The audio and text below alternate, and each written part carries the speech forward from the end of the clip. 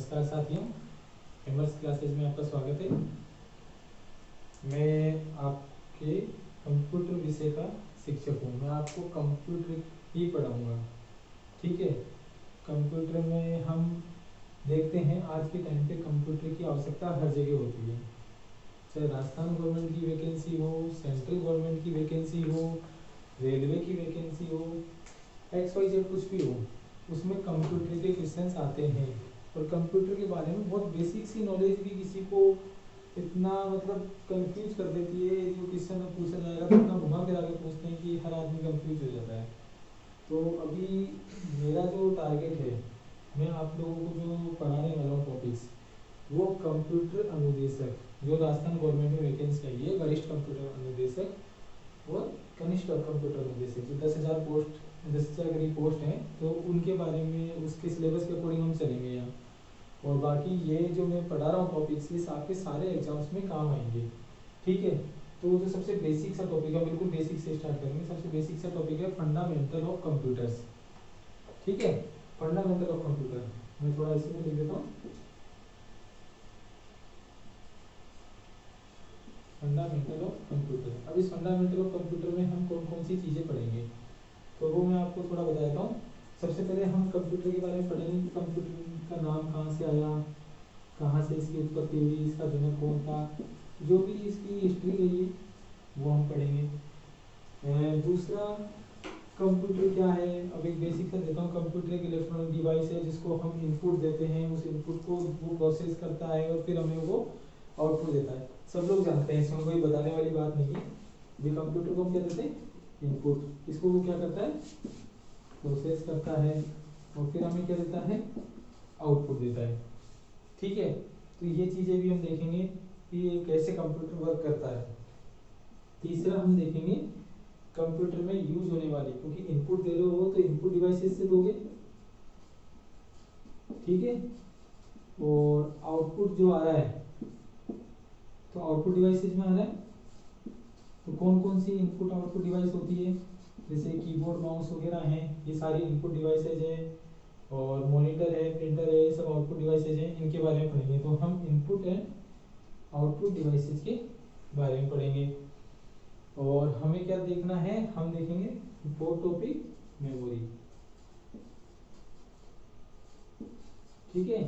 अब मेमोरी में भी दो होती है। एक होती है प्राइमरी मेमोरी, जिसे हम हिंदी में प्राथमिक मेमोरी कहते हैं।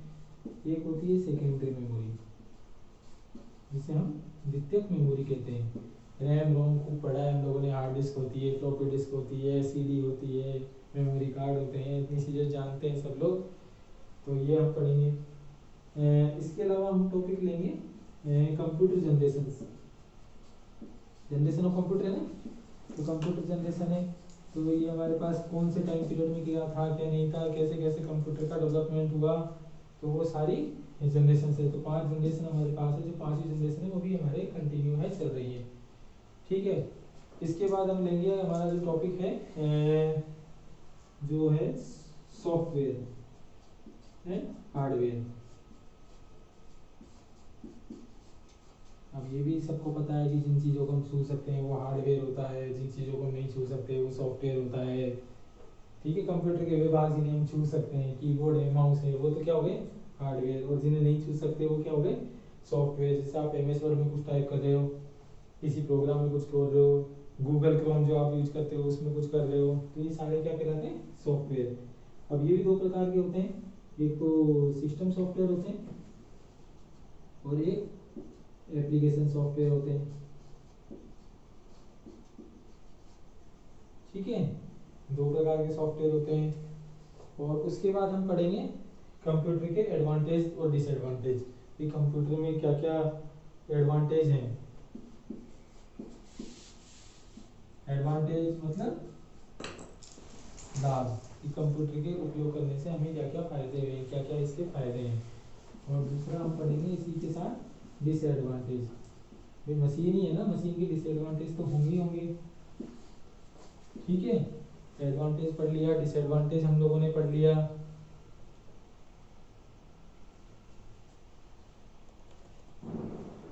फिर उसके बाद कंप्यूटर का यूज क्या है, ठीक है, कहाँ कहाँ इसका उपयोग किया जाता है। एक हम इसमें पढ़ेंगे number system. Number system detail में हम बाद में बात करेंगे, मैं सिर्फ एक ओवरव्यू दे रहा हूँ आपको कि हम कौन कौन से टॉपिक्स लेने वाले हैं। तो नंबर सिस्टम, नंबर सिस्टम क्या है, कंप्यूटर केवल क्या समझता है, 0 और 1, ठीक है, यानी बाइनरी। तो बाइनरी से कैसे इसको ऑक्टल में, डेसिमल में और हेक्साडेसिमल में कन्वर्ट करते हैं, और वापस से कैसे इसको रिवर्स बाइनरी में कन्वर्ट करते हैं, ये भी हम सीखेंगे, ठीक है। तो ये तो हमारे टॉपिक्स हुए। अब हम स्टार्ट करें कंप्यूटर की हिस्ट्री से।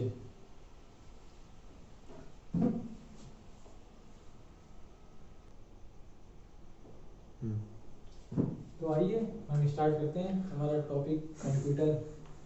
अच्छा, मैं एक चीज़ आप लोगों को बता दूं, कंप्यूटर के बारे में हम पढ़ तो रहे हैं, लेकिन कई लोग बोलते हैं कि कंप्यूटर में आप इंग्लिश वर्ड बहुत ज़्यादा यूज करते हो। मैं कई जगह क्लासेस लेता हूँ, तो मैं एक चीज़ आप लोगों को क्लियर कर दूँ, कंप्यूटर हिंदी में हो ही नहीं सकता। कंप्यूटर हिंदी में हो ही नहीं सकता, ठीक है। तो हम जो जैसा भी है, मैं कोशिश करूँगा आप लोगों के सबके समझ में आए। और ऐसे कोई इंग्लिश वर्ड हार्ड नहीं होते, ये वो चीज़ें हैं जो आप अपनी रोज़मर्रा की ज़िंदगी में बोलते हैं, तो वो भी इंग्लिश में होते हैं। आपको खुद को पता नहीं होता कि आप कितने इंग्लिश वर्ड्स बोल देते हो। तो हम स्टार्ट करते हैं कंप्यूटर। कंप्यूटर को हिंदी में क्या कहा जाता है, संगणक। संगणक कहते हैं हम कंप्यूटर को हिंदी में, ठीक है। कंप्यूटर, कंप्यूटर का हिंदी नाम होता है संगणक, ठीक है। संगणक मतलब गणना करने वाला। अब यदि मैं इसमें से आर हटा दूं तो इसका मतलब क्या हुआ, कंप्यूट। कंप्यूट मतलब गणना करने वाला, जो गणना करता है, कैलकुलेशन करता है, ठीक है। तो इसकी जो उत्पत्ति हुई है सबकी कंप्यूटर की, ये हुई है कंप्यूटर से, और उसके बाद इसका नाम रख दिया गया कंप्यूटर, ठीक है, पहली चीज। दूसरी चीज, हम बात करें कि कंप्यूटर के जनक कौन थे। कंप्यूटर का ये स्टार्टिंग में कंप्यूटर ऐसा ही था जैसा आज हम लोग देख रहे हैं, इसकी बहुत बड़ी हिस्ट्री रही है, ठीक है। तो हम थोड़ा सा इसको डिस्कस करते हैं, इसकी जनरेशन वगैरह में हम कैसे कैसे कंप्यूटर का डेवलपमेंट हुआ वो देखेंगे। तो वर्ल्ड की सबसे जो पुरानी कैलकुलेशन डिवाइस है, ठीक है, सबसे जो पुरानी कैलकुलेशन डिवाइस है वो है अबेकस, जिस पर कैलकुलेशन की जाती थी। ये 1846 में इंट्रोड्यूस हुई, ठीक है। तब इसके ऊपर हम कैलकुलेशन करते थे।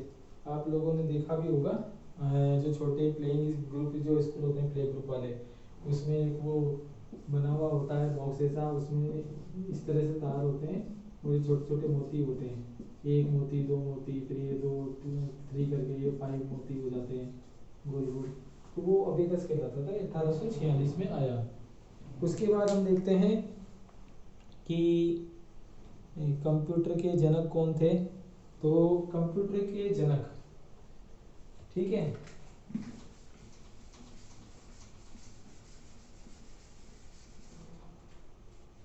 कंप्यूटर के जनक कहा जाता है चार्ल्स बेबेज को। क्यों? क्योंकि इन्होंने एक इंजन बनाया था, एनालिटिकल इंजन, और इसके आधार पर ही हमारे कंप्यूटर का निर्माण किया गया। अच्छा, मैं इसका ये बताता हूँ, ये बात है 1822 की।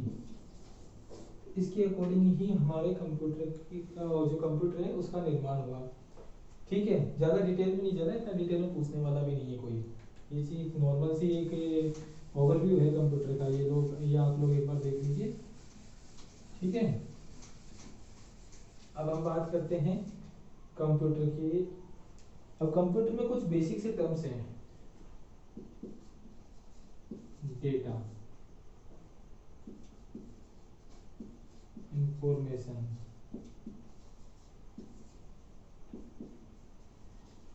इनपुट, आउटपुट, ठीक है, ये क्या होते हैं। इनकी बात हम करेंगे। ठीक है, अब एक चीज और बताता हूँ आपको, सॉरी, जो कि हम देखते हैं कंप्यूटर। तो कंप्यूटर की डेफिनेशन तो सबके समझ में आ गई ना। कंप्यूटर एक इलेक्ट्रॉनिक डिवाइस है जिसे हम निर्देश देते हैं। उन निर्देशों को, निर्देश मतलब जिन्हें इनपुट कहते हैं, इंस्ट्रक्शन कहते हैं, निर्देश देते हैं, वह उन्हें प्रोसेस करता है और रिक्वायर्ड फॉर्मेट, जैसा फॉर्मेट में, जिस फॉर्मेट में हम चाहते हैं उस फॉर्मेट में आउटपुट को प्रोड्यूस करता है, यानी कि हमें देता है। ठीक है, कंप्यूटर को हम क्या देते हैं, इनपुट। इनपुट को क्या करता है वो, प्रोसेस, और उसके बाद हमारे पास क्या आता है, आउटपुट।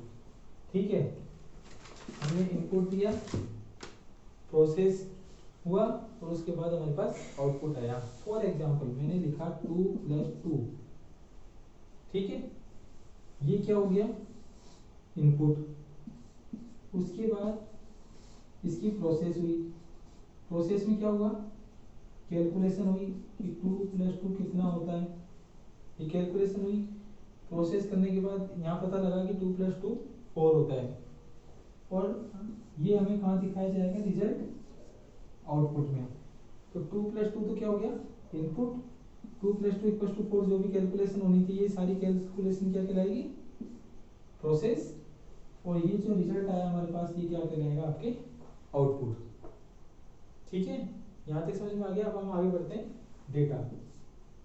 अब जो डेटा है, अब सबसे पहली बात तो कंप्यूटर एक मशीन है, मशीनी लैंग्वेज होती है। कंप्यूटर केवल दो ही चीज समझता है, या तो 0 समझता है या 1, क्योंकि कंप्यूटर आधारित होता है बाइनरी पर। ये आपको आगे हम बाइनरी वगैरह पढ़ाएंगे जब आपके समझ में आएगा। अभी एक नॉर्मल सा इतना सा जान लो कि 0 1 पे काम करता है, तो ये बाइनरी लैंग्वेज होती है, और इसके आधार पे हम, हमारा कंप्यूटर काम करता है। सबसे पहले हम अभी टॉपिक्स को देख लेते हैं। सबसे पहले हम देखते हैं डेटा। डेटा क्या है, डेटा कुछ भी हो सकता है, यानी ए से लेके जेड तक कोई भी अल्फाबेट हो, चाहे सेट ऑफ अल्फाबेट हो, वो भी क्या है, डेटा। 0 से 1, ओ सॉरी 0 से 9 जो नंबर्स हैं, ये भी क्या है, डेटा। एक हम देखते हैं कुछ सिंबल्स होते हैं, स्टार है, माइनस है, प्लस है, इक्वल है, जो भी है, ये सारे क्या होते हैं, स्पेशल सिंबल्स। ये भी इसके लिए क्या है, डेटा। अब हम बात करते हैं इंफॉर्मेशन। इंफॉर्मेशन क्या होती है, कोई बता सकता है, तो सोचो, लगाओ दिमाग। इंफॉर्मेशन बता देता हूं मैं आपको।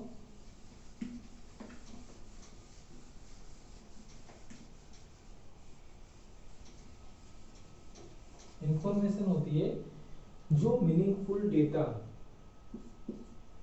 शॉर्ट में याद रख लो, इंफॉर्मेशन क्या है, मीनिंगफुल डेटा। मीनिंगफुल डेटा को ही हम क्या कहते हैं, इंफॉर्मेशन कहते हैं। ठीक है, इनपुट समझ में आ गया होगा, जो भी मैंने लिखा था 2 + 2, जो भी हम इंस्ट्रक्शन कंप्यूटर को देंगे वो क्या कहलाएगा, इनपुट कहलाएगा। ठीक है, आउटपुट, आउटपुट मैंने बता दिया था, प्रोसेस होने के बाद जो भी रिजल्ट आता है वो क्या होगा, आउटपुट। यानी ये इसका जो प्रोसेस होने के बाद रिजल्ट आया था अपने पास 4, ये क्या था हमारे लिए, आउटपुट था। ठीक है, ये रही इनपुट आउटपुट इन सब चीज़ों की बात। अब इनपुट हम कैसे करेंगे, उसके लिए हम इनपुट डिवाइसेस का यूज करेंगे, और आउटपुट के लिए हम आउटपुट डिवाइसेस का यूज करेंगे। ठीक है, इसके बारे में हम अभी आगे पढ़ते हैं। फंक्शनलिटीज ऑफ कंप्यूटर, कंप्यूटर कैसे वर्क करता है, ये चीज़ हम लोग देख चुके हैं। ठीक है, अब हम देखते हैं advantage of computers. Advantage of computers, कि कंप्यूटर के क्या क्या फायदे हैं।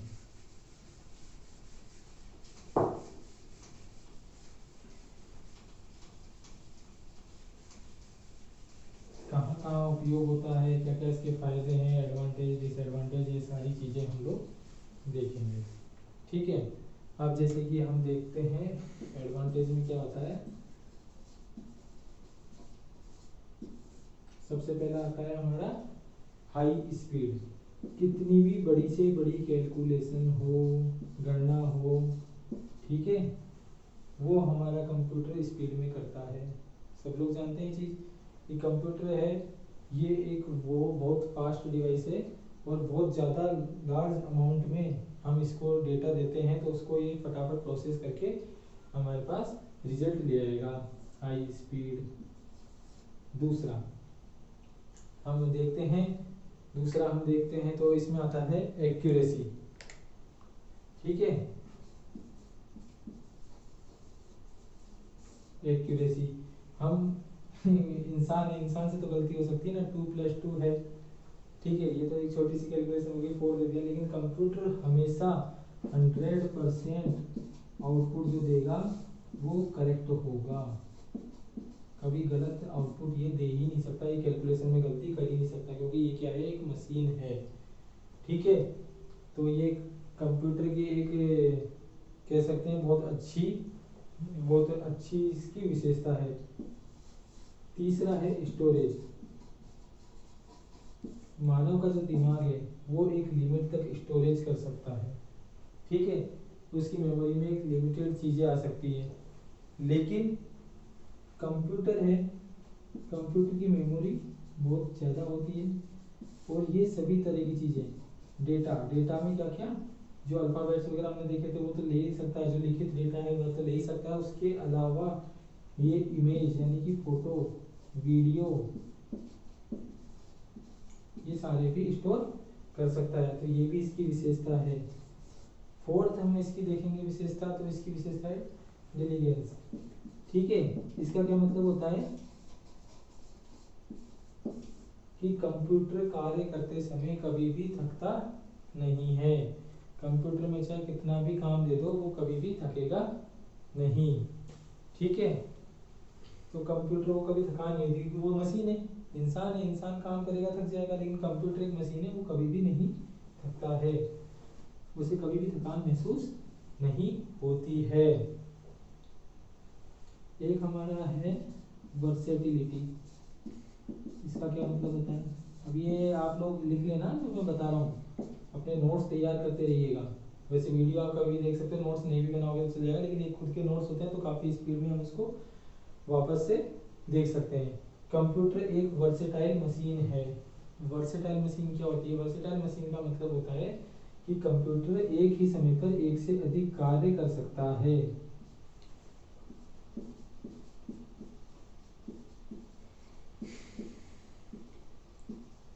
जैसे जैसे हम कंप्यूटर में पिक्चर भी देख रहे होते हैं, कंप्यूटर में हम कुछ डाउनलोड भी लगा देते हैं, वो डाउनलोड भी होता रहता है बैकग्राउंड में, ठीक है। हमारी सीडी भी राइट होती रहती है, उसमें डेटा भी कॉपी होता रहता है, ये सारे काम हमारे कंप्यूटर में एक ही समय पर होते रहते हैं।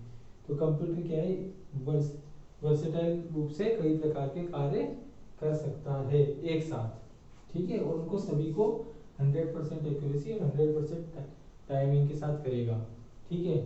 एक होता है रिलायबिलिटी, कंप्यूटर एक रिलायबल मशीन है।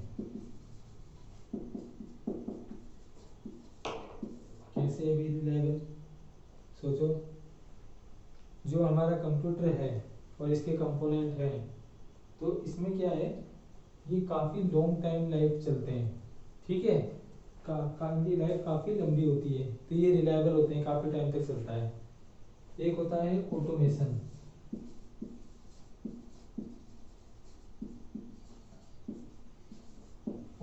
ऑटोमेशन का मैं आपको एग्जांपल देता हूँ।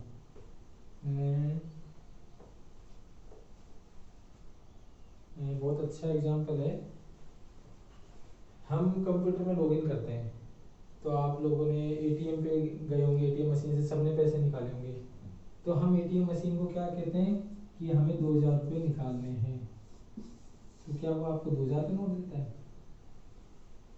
नहीं देता। मैक्सिमम टाइम क्या होता है कि इसमें कॉम्बिनेशन होता है 100 और 500 के नोट का, ठीक है। अब वो एटीएम मशीन है, तो वो हमने तो क्या उसको डेटा दिया, इनपुट दिया 2000 रुपये, ये क्या करता है 5 नोट 100 के निकालेगा और 3 नोट किसने के निकालेगा 500 के, टोटल कितने हो गए 2000। तो ये ऑटोमेटिकली काम करता है, हमने इसको निर्देश देके छोड़ दिया, ये ऑटोमेटिकली ही काम करेगा। ठीक है।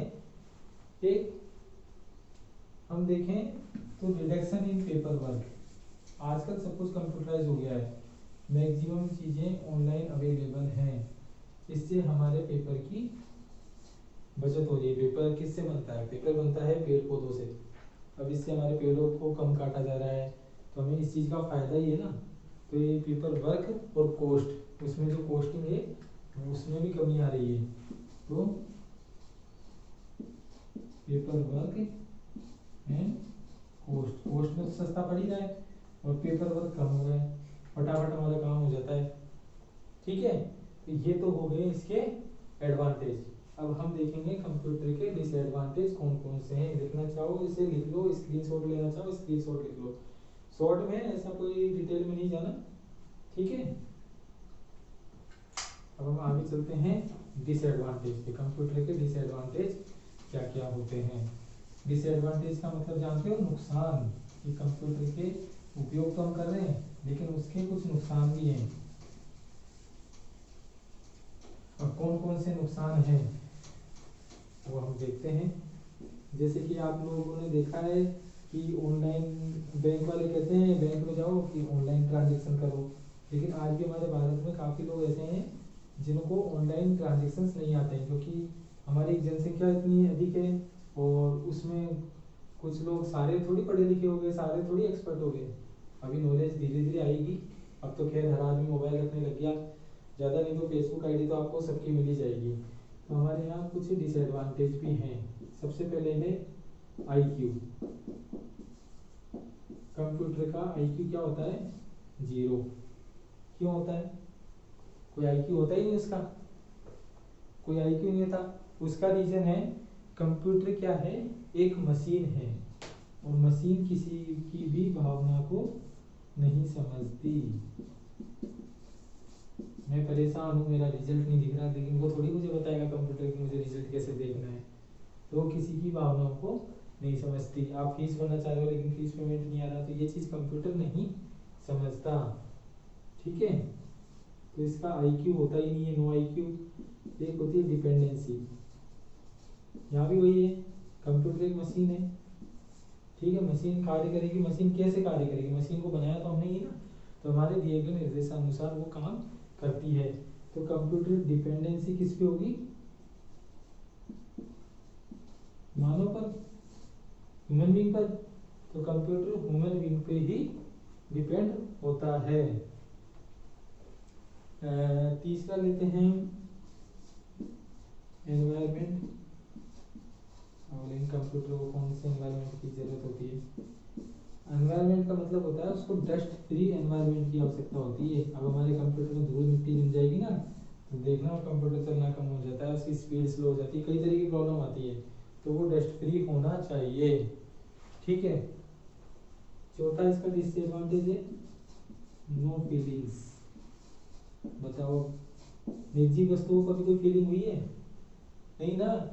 तो कंप्यूटर में किसी भी तरह की कोई भी फीलिंग नहीं होती है, कंप्यूटर को कोई फीलिंग नहीं होती। ठीक है। अब हम देखते हैं कंप्यूटर के उपयोग। कंप्यूटर के उपयोग क्या क्या हैं? ठीक है। डिसएडवांटेज इतने ज़्यादा नहीं लग रहे ना हमारे कंप्यूटर के बिना तो हम रह ही नहीं सकते। आज के टाइम पे सब कुछ चल रहा है वो कंप्यूटर के भरोसे ही चल रहा है। चाहे हमारी बैंकिंग ले लो, चाहे रेलवे ले लो, चाहे फ्लाइट्स ले लो, सब कुछ कंप्यूटर से हो रहा है। हम घर में भी कंप्यूटर का ही यूज़ कर रहे हैं। ठीक है। तो सबसे पहला हम ले लेते हैं इसके उपयोग, यानी कि एप्लीकेशन, एप्लीकेशन ऑफ कंप्यूटर, यानी कंप्यूटर का उपयोग कहाँ कहाँ किया जाता है। सबसे पहला टॉपिक बिजनेस। ज़्यादा डिटेल में नहीं पढ़ा रहा हूँ मैं, ये जो नॉर्मल सी चीज़ें तो सबको पता है, इतना डिटेल में जाने की मुझे नहीं लगता कि ज़रूरत है। ठीक है। अब बिजनेस में क्या यूज है इसका? बिजनेस में हमें स्पीडी कैलकुलेशन करनी हो, कोई, ठीक है, कोई चार्ट प्रिपेयर करना हो, कोई ग्राफ बनाना हो, ठीक है, तो ये सारे किस में आते हैं, इस समय किसका यूज करते हैं हम, कंप्यूटर का। स्टॉक आपने देखा होगा, कई दवाइयों की दुकान पे जाते हो, जैसे ही आपको मान लो उसके पास डिस्प्रिन के 5 पैकेट है, उसने आपको 2 पैकेट सोल्ड कर दिए, तो उसके स्टॉक में सिर्फ 3 पैकेट्स ही रह जाएंगे, वो 3 पैकेट्स ही शो करेगा स्टॉक। जब भी वो स्टॉक को देखेगा ना मेरे पास डिस्प्लिन कितनी है, तो उसको 3 दिखाएगा, तो ये स्टॉक भी वो देख सकता है। ठीक है। दूसरा हम इसका यूज देखते हैं बैंकिंग सेक्टर में। बैंक में तो आप सब लोगों के अकाउंट हो गए, आप सब लोग जाते ही हो, जाते हो ना सब लोग, तो वो बैंकिंग है। तो बैंकिंग में क्या क्या यूज है, तो बैंकिंग में जो भी है ऑनलाइन अकाउंट फैसिलिटी भी आपको देता है। देखो आजकल मोबाइल बैंकिंग सब यूज करते हैं। एक आती है आपकी इंटरनेट बैंकिंग, जिसे हम ई बैंकिंग भी कहते हैं, सब यूज करते हैं। ठीक है। फोन पे वगैरह है, वो भी सब यूज करते हैं। तो ये यूज जो करते हो, आपने गए एटीएम से पैसे निकाले 5000, आपके पास तुरंत मैसेज आ गया कि आपके यहाँ से इस एटीएम से 5000 रुपये विड्रॉल हुए हैं, अब आपके अकाउंट में बैलेंस इतना है। तो बैंकिंग में सारा कुछ हमारा जो डेटा है, अकाउंट की इंफॉर्मेशन है, वो कंप्यूटर में ही फीड होती है, तो उसी में ही काम होता है। ठीक है। तीसरा हम लें इंश्योरेंस के सेक्टर में। अब इंश्योरेंस और बैंकिंग ज़्यादा डिफरेंस तो है नहीं, दोनों सेम है, दोनों पीएसयू है, पब्लिक सेक्टर यूनिट है दोनों। तो इंश्योरेंस में क्या यूज होता है कि प्रीमियम कितना आएगा स्कीम वाइज, ठीक है, उसकी ड्यू डेट क्या होगी, ठीक है, उसको अलर्ट का मैसेज कब भेजना है, और यदि उसने प्रीमियम गलत जमा कर, वो समय पर जमा नहीं कराया, तो उसके ऊपर क्या पेनल्टी होंगी, और किस स्कीम में कितना इंटरेस्ट मिलेगा, ये सारा भी कहाँ मिलेगा आपको, इंश्योरेंस कंपनी में। ये सारे काम कौन करेगा, आदमी करने थोड़ी बैठता है, ये सब ध्यान रखता है कंप्यूटर, सॉफ्टवेयर जो उसमें डाला हुआ होता है वो सारी चीजें करता है। ठीक है। इंश्योरेंस में और भी कई चीजें होती हैं, आप ऑनलाइन पेमेंट करते हैं तो उसको भी स्टोर करता है, वो सारा काम भी ये करता है। चौथा हम ले लें एजुकेशन। एजुकेशन में क्या यूज है भाई साहब, एजुकेशन कंप्यूटर का यूज करिए। कंप्यूटर आजकल हर क्लास के अंदर यूज होता है, हर क्लास में कंपलसरी सब्जेक्ट के लिए होता है। 11th-12th में इसका ऑप्शनल सब्जेक्ट भी होता है। आज हमारा देश इतना पिछड़ा हुआ है बाकी देशों से, इतना भी नहीं है जितना आप लोग समझ गए हो। ठीक है। लेकिन एक हर आदमी, छोटे से छोटा आदमी, यदि उसे नॉलेज होगी, उसकी एजुकेशन होगी, वो शिक्षित होगा, और उसे कंप्यूटर की शिक्षा दी जाएगी। ठीक है। अब हमारे कंप्यूटर निदेशकों की भर्ती हो रही है, अभी तक तो फॉर्मेलिटी चल रही थी, लेकिन अब उनको पढ़ाएगा कौन, वेल एजुकेटेड लोग ही पढ़ाएंगे। तो वो सारे जो लोग पढ़ाएंगे तो हमारे देश आगे बढ़ेगा, क्योंकि बच्चे ही देश का भविष्य होते हैं, ये आप सब लोग जानते हो।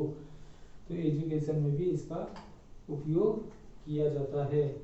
अब इसमें क्या है कि वो स्टूडेंट्स हैं तो वो इंटरनेट पर सर्च कर सकते हैं, कंप्यूटर पे सर्च कर सकते हैं, कोई भी टॉपिक है, कुछ भी चीज़ उनको समझ में नहीं आ रही, ठीक है, बच्चों का डेटाबेस तैयार करना है कि कितनी क्लास, कौन सी क्लास में कितने बच्चे हैं।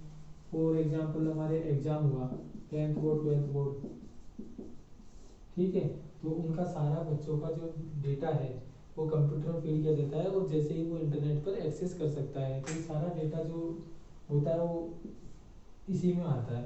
तो एजुकेशन में हम इसका उपयोग कर सकते हैं। फिर होता है मार्केटिंग। मार्केटिंग में इसका उपयोग है, क्या उपयोग करते हैं मार्केटिंग में बताएगा। मार्केटिंग में एडवर्टाइजिंग,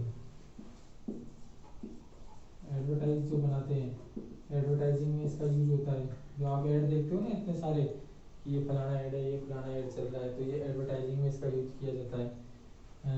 आप वो सबसे अच्छा एग्जांपल देता हूँ, आप मोबाइल यूज करते हो, मोबाइल के अंदर जब भी आप डाउन कुछ करोगे तो उसमें ऐड आ जाते हैं, कोई ऐप चला रहे हो, कोई गेम खेल रहे हो, उसमें ऐड आते हैं, तो वो एडवर्टाइजिंग में इसका यूज किया जाता है। और इसके अलावा यदि इसका हम यूज देखें इसमें तो शॉपिंग, ई कॉमर्स जो होता है ना अपना शॉपिंग, यहाँ अपने मैक्सिमम लोग अमेजन और फ्लिपकार्ट, आजकल नया और आ गया है मैक्सिमम लड़कियां तो मित्रा पे सूट ही खरीदती रहती है, आज ये कुर्ता आ गया, आज वो कुर्ता आ गया। चलो हम आगे बढ़ते हैं। देखो, हेल्थ केयर, हेल्थ केयर में क्या यूज है इसका।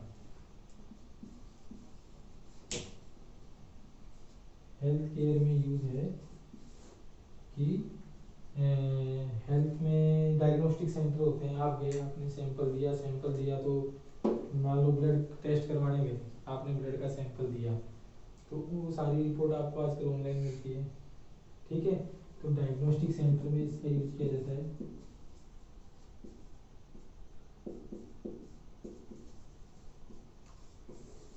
ठीक है, एक्सरे मशीन इससे ऑपरेट होती है, और जो आपके सोनोग्राफी मशीन है वो इससे ऑपरेट होती है। तो डायग्नोस्टिक में बहुत सारे इसके यूज हैं। और जो मेजर इलनेस है उनको ढूंढने के लिए, जो बड़ी बीमारियां हैं उनको ढूंढने के लिए भी इसका यूज किया जाता है।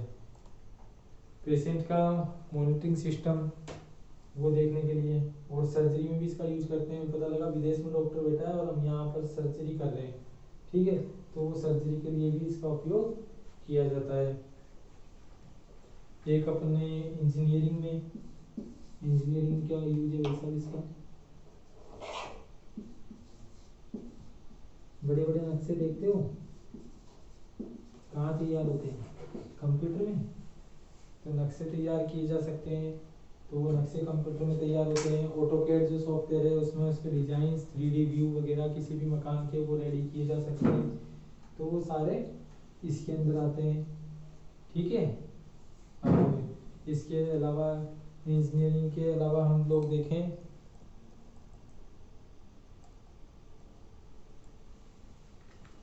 ये थोड़ा मैं साफ कर रहा हूँ, यदि आपको स्क्रीनशॉट लेना चाहता है तो ले सकता है, मैं भी इसको क्लियर कर रहा हूँ, ठीक है।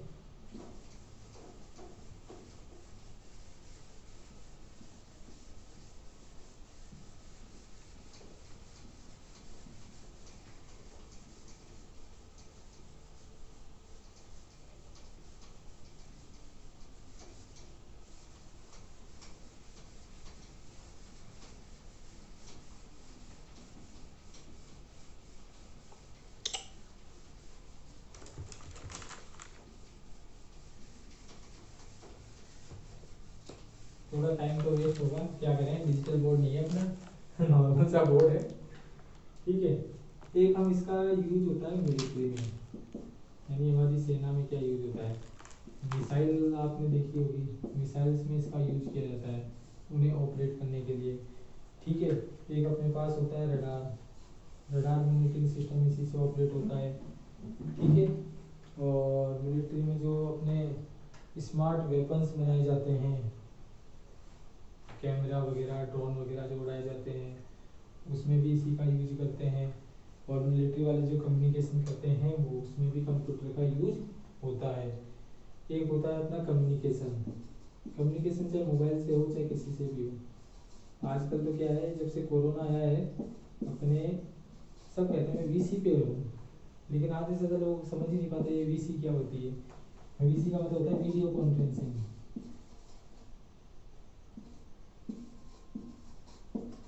तो कई सॉफ्टवेयर हैं उनके लिए वीडियो कॉन्फ्रेंसिंग करते हैं, जब आप वीडियो चैट करते रहते हो ना उस पर क्या कहते हैं अपने व्हाट्सएप वगैरह पे स्काइप कॉलिंग वगैरह करते हैं, तो वो सारा कुछ इसके अंदर आता है, वीडियो कॉन्फ्रेंसिंग वगैरह, तो वो सारा कम्युनिकेशन होता है। तो कम्युनिकेशन में भी इसका उपयोग किया जाता है, ठीक है।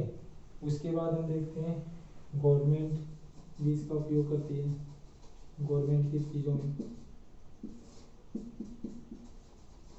Income tax department,